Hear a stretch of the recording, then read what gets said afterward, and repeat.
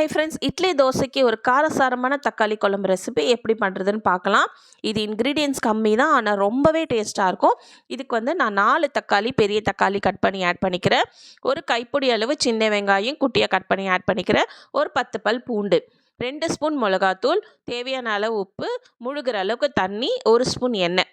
இது எல்லாமே நம்ம குக்கரில் சேர்த்துட்டு ஒரு 3 விசில் விட்டு எடுத்துடலாம். 3 விசிலே நல்லா வெந்துடும்.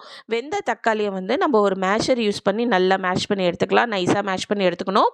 இப்போ ஒரு பேனில் 2 ஸ்பூன் எண்ணெய் சேர்த்துட்டு கடுகு பொரிஞ்சதுமே கருவேப்பிலை கொஞ்சம் சேர்த்துக்கலாம்.